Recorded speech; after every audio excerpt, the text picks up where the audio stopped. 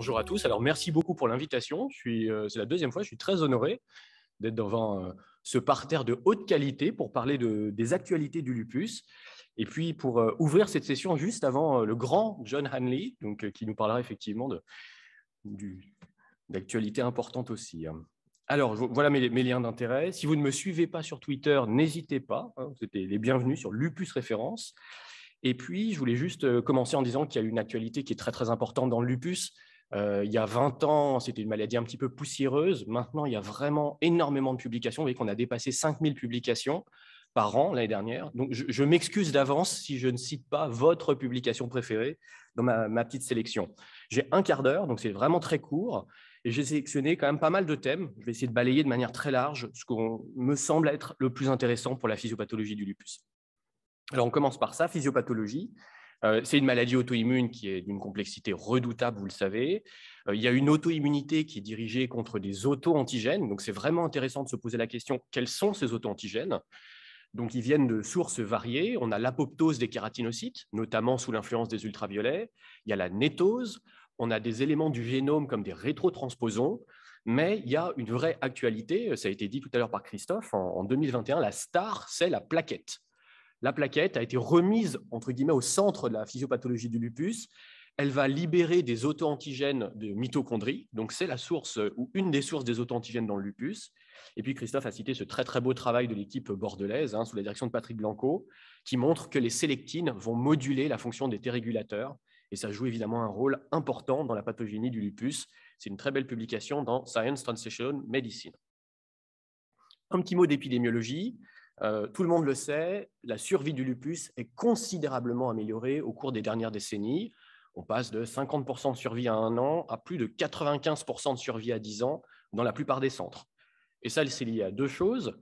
D'une part, des nouveaux traitements, et vous allez voir qu'on a 3 AMM cette année dans le domaine du lupus, mais aussi une meilleure reconnaissance de la maladie, plus précoce. Et donc ça, c'est un beau travail qui a été conduit par Lupus Europe, qui est l'association des patients européens qui sont atteints de lupus, et qui montre que le délai diagnostique médian pour cette maladie en Europe est de 2 ans et 1 an pour la France. Donc pour une maladie rare, c'est pas si mal que ça en médiane. Là où le bât blesse, c'est qu'en fait, la survie a été considérablement améliorée au cours des dernières décennies, mais maintenant, les choses stagnent. C'est une très belle étude canadienne, 6 000 patients lupiques à parier à 60 000 contrôles. Et ce qu'on montre, c'est qu'effectivement, la mortalité a été nettement réduite au cours des décennies précédentes, mais que maintenant, on a atteint une sorte de plateau, on n'arrive pas à faire mieux. Et ça souligne deux choses. Il nous faut une meilleure organisation de prise en charge de nos patients et il nous faut des meilleurs traitements. Alors justement, peut-être pour le diagnostic, faciliter le diagnostic, il n'y a pas d'avancée majeure dans le sens où le diagnostic de lupus repose toujours sur la présence d'anticorps antinucléaires. Par contre, l'actualité 2020, 2021, 2022, c'est le big data, l'identification des patients lupiques dans des très grandes bases de données. Donc de deux manières différentes, soit parce que les patients ont été codés en lupus, bon ça c'est pas très compliqué, mais des approches qui sont beaucoup plus intéressantes. Les patients ont eu des manifestations cliniques qui sont en fait compatibles avec le lupus. Le diagnostic n'a pas été porté et en fait, ils vont être détectés automatiquement. Donc, par exemple, une femme jeune qui aurait consulté un rhumatologue pour une polyarthrite et qui ensuite ferait une péricardite, elle va lancer une alerte, entre guillemets, pour une suspicion diagnostique de lupus. Et ça, pour les plus jeunes de la salle, je pense que c'est vraiment un thème, le big data dans les maladies auto-immunes, dans lequel il faut vraiment s'engouffrer. Je pense que c'est extrêmement intéressant. Biomarqueurs. Alors, j'ai tendance à dire que lupus, même au singulier, il y a un S pour dire que c'est une maladie qui est en fait multifacette. Et donc, le Graal, c'est effectivement d'identifier des biomarqueurs. Donc, pas forcément pour le diagnostic, mais en tout cas pour le pronostic, ou en tout cas la sélection du traitement le plus optimal pour un patient donné. Donc, il y a énormément de travaux sur ça, avec pas mal d'actualités autour du score génétique. Vous savez que c'est une maladie avec une composante familiale forte. Il y a une forte composante génétique dans la maladie lupique, entre 80 et 100 allèles de susceptibilité. Et donc, il y a des travaux qui montrent que plus on a des allèles à risque, d'abord, plus on a un risque important de déclarer la maladie, ça c'est logique, mais plus on va déclarer une maladie précoce, une maladie sévère et une maladie avec atteinte rénale. Et donc, il y a des travaux sur le profiling du risque génétique de développer un lupus qui sont extrêmement intéressants et qu'à mon avis, il faut suivre. Mais la vraie star des biomarqueurs, c'est l'interféron alpha.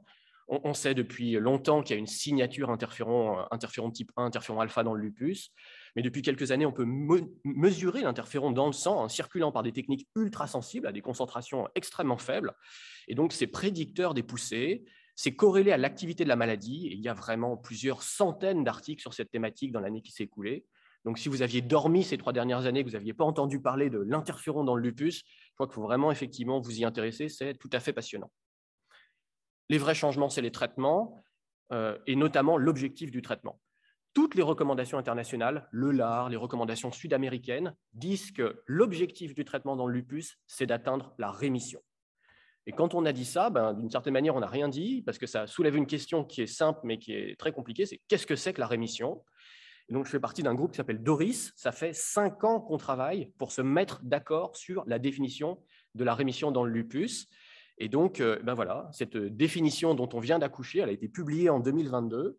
C'est la combinaison d'un SLEDAI clinique à 0, autrement dit, pas de manifestation clinique active, un Physician Global Assessment, donc ça, c'est l'EVA docteur de l'activité inférieure à 0,5, sur une échelle qui va de 0 à 3. C'est probablement l'élément le plus contestable. Pas plus de 5 mg par jour de corticoïdes et un traitement immunosuppresseur stable. Donc c'est ça la définition de la rémission dans le lupus et c'est la cible qu'on cherche à atteindre. Alors le problème, c'est que cette rémission, c'est une cible ambitieuse, très puissante, mais qu'en fait, on n'atteint qu'assez rarement.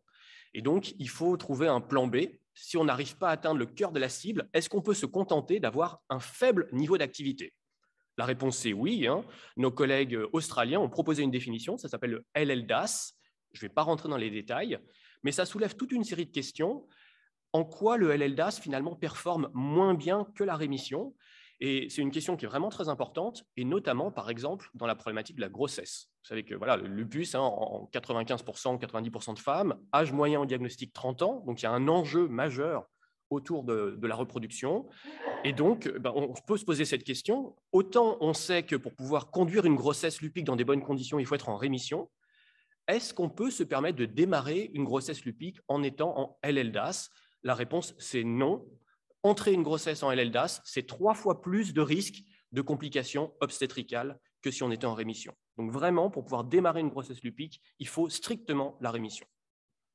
Alors du coup, comment est-ce qu'on parvient à cette rémission? Il y a les traitements, notamment le traitement de fond du lupus qui est recommandé chez tous les patients, qui est l'hydroxychloroquine.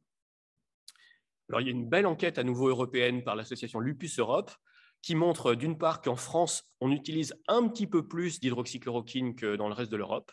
Le petit pointillé vertical que vous avez, c'est le fameux seuil de 5 mg kg jour, donc qu'on ne respecte pas en France. Mais vous voyez que c'est respecté dans pas mal de pays européens.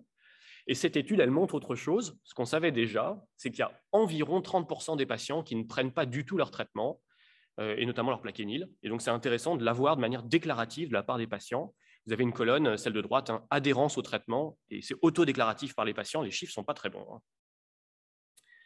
Alors, donc, on va traiter avec nos différents traitements, notamment le plaquenil. Le malade va rentrer en rémission.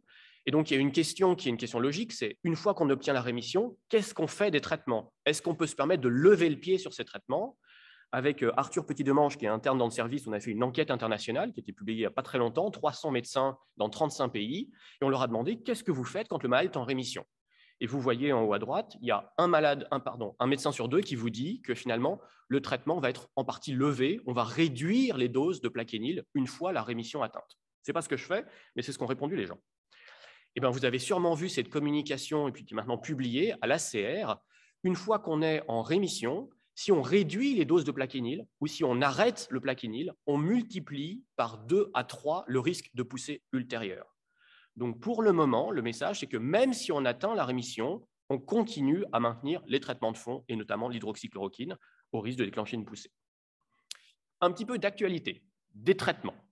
C'est quand même un domaine qui est très variable. Je vais vous montrer des choses positives, mais il y a aussi des choses qui sont moins positives, et notamment l'arrêt du développement du baricitinib, donc un anti-JAK que tout le monde connaît, dans l'indication lupus.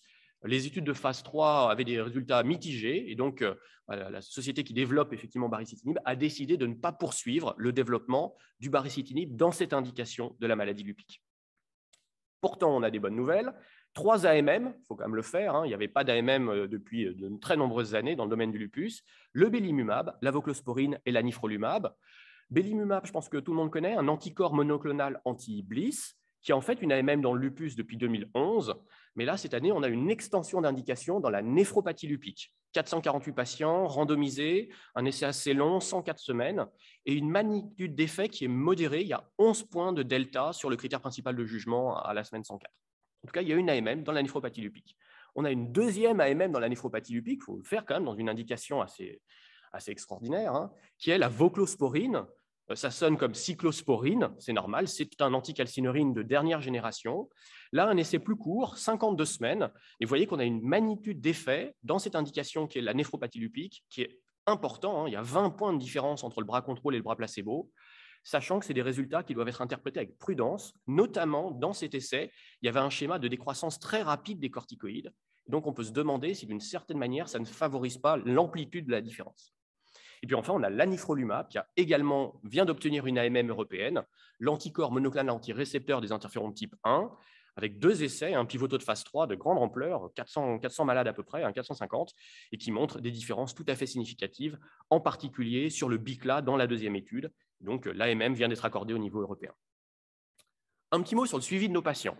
On a vu que le Covid était tabou, j'en dis juste quelques mots très brefs, juste rappeler que nos patients évidemment sont à risque de Covid grave, notamment du fait des traitements corticoïdes, des traitements MMF et des traitements rituximab.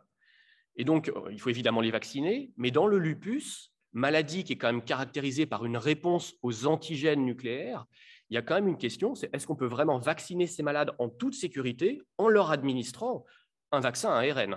Et donc, on a fait une grande étude internationale qui a été publiée dans le Lancet Rheumato, à peu près 700 malades qui ont été inclus et qui ont rapporté finalement qu'un malade sur 2 a des événements indésirables, qui dans 80% des cas sont modérés. Et en tout cas, le risque de poussée induit par la vaccination dans le lupus est très faible, de l'ordre du bruit de fond, à peu près 3%. Donc on est très rassuré, on peut donner ces données en consultation aux patients pour leur dire il faut absolument vous faire vacciner, et ça n'est pas une contre-indication, vous n'allez pas faire une poussée du fait de l'administration du vaccin. Dans le suivi, il y a aussi le risque de dommage. Vous savez que quand l'activité n'est pas contrôlée, elle va entraîner des séquelles irréversibles, c'est la définition du dommage. Et donc, près de 1 patient lupique sur 2, 8 ans après la prise en charge, aura un dommage significatif. Et donc, le groupe SLIC, auquel j'appartiens, avec également John, travaille actuellement sur une révision de l'index de dommage. Il y a une évolution très importante du paradigme. Jusqu'à présent, on prenait en compte le dommage à partir du moment du diagnostic de lupus. Maintenant, on va prendre en compte le dommage dans toute la vie du patient, à partir du moment où il est imputable à la maladie. Et puis, il y a aussi pas mal de petits changements sur les définitions précises des items, des choses comme ça. Donc ça, c'est un travail en cours. Enfin, c'est une journée d'un centre de référence. On a des tas de missions. Moi, je suis du centre de référence de Strasbourg, qu'on partage avec Bordeaux. Et notamment, parmi nos missions, il y a la facilitation de la prise en charge des patients, leur parcours. C'est des choses qui sont évidemment compliquées. Avoir une maladie chronique, avoir une maladie auto-immune, pour les patients, vous le savez, ça entraîne un vécu qui est quand même particulièrement compliqué, un espèce de mauvais jeu de Monopoly entre les différents médecins, généralistes, etc. Donc, il faut fluidifier ces parcours. Et avec le soutien d'un industriel, en l'occurrence c'est GSK, on a pu en fait mapper le parcours de nos patients dans la région Alsace et identifier tous les points sur lesquels on pouvait travailler pour essayer d'améliorer la prise en charge de ces patients. Alors, ce n'est pas forcément des choses sophistiquées, mais par exemple, une infirmière de coordination.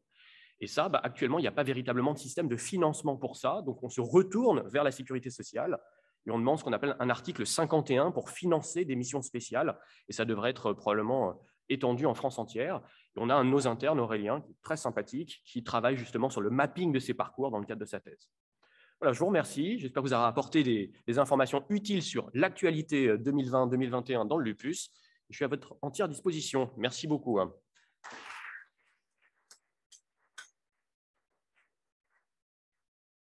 Peut-être la place pour quelques questions, s'il y en a. Christophe? Sinon, je répète la question.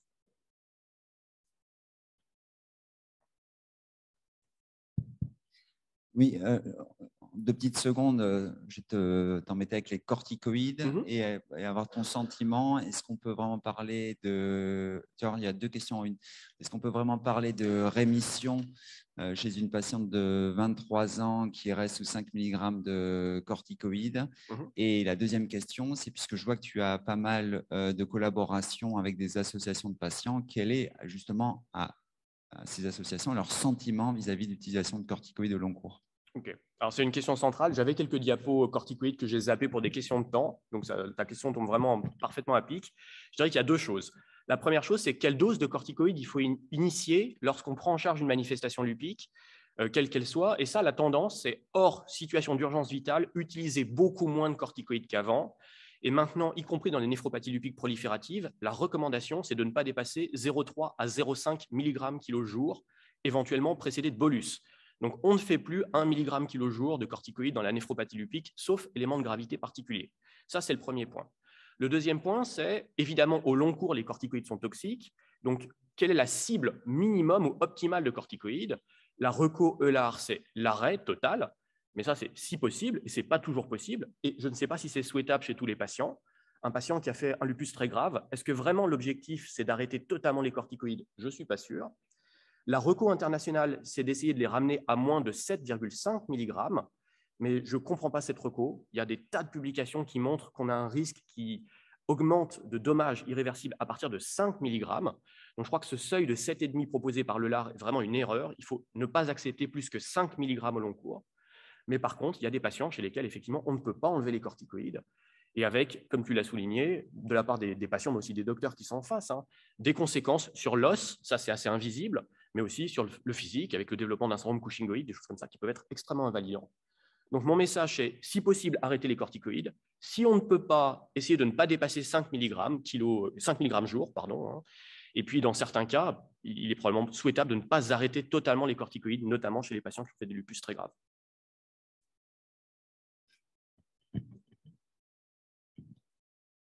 Merci beaucoup, Laurent, pour cette présentation. Et du coup, maintenant que tu as le choix, c'est des fois plus dur d'avoir le choix, ton attitude pratique entre belimumab et voclosporine pour la néphropathie lupique.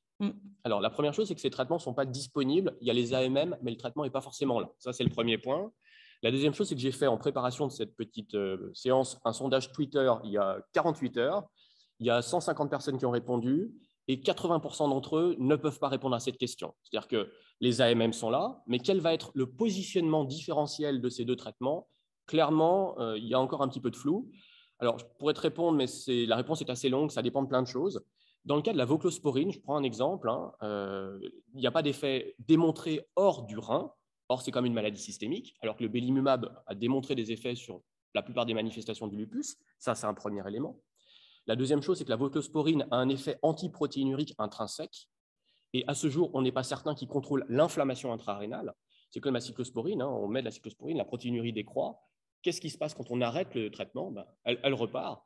Donc ça, c'est une vraie question fondamentale. On n'a pas vu non plus les coupes de reins avec la voclosporine, ça mérite d'être vu. Et puis le belimumab soulève d'autres questions. J'ai parlé de la magnitude de l'effet, qui n'est pas énorme, un delta de 11 points. Un critère principal de jugement qui n'est pas très robuste, ce n'est pas quelque chose de très ambitieux. L'objectif était fixé à moins de 0,7 g 24 heures de protéinurie. On est quand même loin de la rémission rénale complète. Donc voilà, des avantages, des inconvénients. Certains traitements ne fonctionnent pas chez les patients à peau noire, certains traitements ne fonctionnent pas dans les classes 5 pures. Donc la discussion est quand même très compliquée. Juste des petites questions pratiques à Strasbourg. Est-ce que vous faites la signature interféron en routine ou en semi-routine? Deuxième question, vous dosez le plaquenil et qu'est-ce que tu en fais les résultats? Alors, merci, c'est deux questions qui sont super. Donc la signature interféron, je pense, actuellement, pour des questions de praticité, peut être remplacée par le dosage ultrasensible par technique Simoa, par exemple. Donc ça permet d'avoir le taux circulant d'interféron plutôt que la signature. Et elles sont bien corrélées, donc ça, c'est un truc intéressant. On ne peut pas le faire. Nous, à Strasbourg, on ne peut pas le faire. Alors, je suis persuadé que c'est un truc qui transforme complètement la prise en charge des patients. Donc, on n'a pas accès à ça. Vous avez ça? Mais en routine, c'est-à-dire que pour un patient de consultation donnée, vous arrivez à avoir l'info? Ouais. Je serais moins enthousiaste sur le dosage en continu de l'interféron alpha parce que finalement, tu te retrouves avec un malade quiescent qui va bien et qui garde une signature interféron alpha. C'est extrêmement classique. Qu'est-ce que tu en fais? Je ne suis pas sûr que ça va impacter le traitement de manière significative. Je ne suis pas sûr que ça va changer ta conduite à tenir. Et je pense qu'il y a des essais clairement à mener. dans cette phase que l'on appelle quiescence, avec tout un tas de critères qui restent quand même relativement subjectifs, puisque tu l'as dit toi-même, quand tu prends le traitement inférieur, il y en a certains probablement qui n'en prennent pas, d'autres qui s'automédiquent, etc., etc. La clinique, bon, voilà, ça peut varier d'un médecin à l'autre, le PGA, etc., etc. Et donc, il faut qu'on trouve, à mon avis, une définition de la quiescence qui est soit biologique, soit... Enfin, moi, ce que je défends, parce qu'on est plusieurs à défendre, une définition tissulaire de la rémission, notamment rénale, et pas uniquement la protéinurie. Ça me paraît indispensable.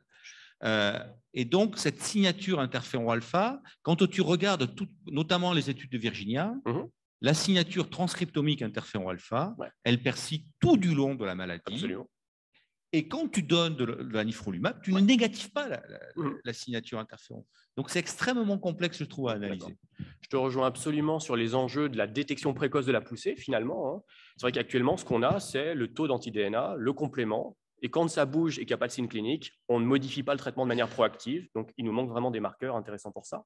Pour répondre à la question sur le dépistage ou le dosage de l'hydroxychloroquine, alors là, c'est assez simple. C'est-à-dire que finalement, je dose l'hydroxychloroquine devant toute poussée pour savoir si la poussée résulte d'un traitement non pris ou pas. Si le traitement n'est pas pris, la solution n'est pas la surenchère thérapeutique. On comprend bien que ça va exposer le malade à des effets indésirables qui ne sont pas souhaitables.